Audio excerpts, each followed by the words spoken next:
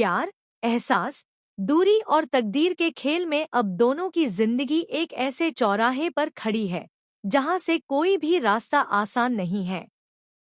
कहानी की शुरुआत होती है उस पल से जब अनु कापती आवाज में आर्य के सामने खड़ी होकर कहती है, अगर आप मुझे प्रमोशन देना ही चाहते थे तो इस ऑफिस में ही देते। मुझे दूसरी ब्रांच में क्यों भेज रहे हैं? मुझे पता है आपने मुझे प्रमोशन इसलिए नहीं दिया बल्कि मुझसे दूर भेजने के लिए दिया है। लेकिन जाने से पहले एक आखिरी बार मैं अपनी फीलिंग्स को एक मौका देना चाहती हूँ। अनु की आंखें डबडबाई हुई होती हैं, लेकिन उसके चेहरे पर एक अलग सी दृढ़ता झलकती है।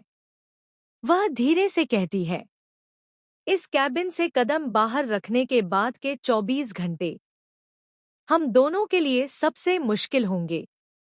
इन 24 घंटों में आप मुझसे कोई बात नहीं करेंगे, ना ही मुझे कांटेक्ट करने की कोशिश करेंगे। लेकिन अगर इन 24 घंटों में किस्मत ने हमें एक दूसरे के लिए चुना है, तो माँ दुर्गा हमें फिर से एक कर देंगी।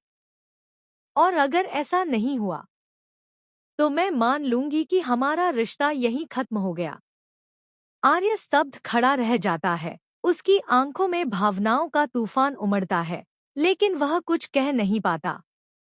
अनु वहां से चली जाती है। पीछे रह जाते हैं सिर्फ खामोशी, और उस खामोशी में गूंजती उसकी बातें। उधर ऑफिस में सब सामान्य दिखने की कोशिश करते हैं, लेकिन आर्य के दिल में बेचैनी बढ़ने लगती है।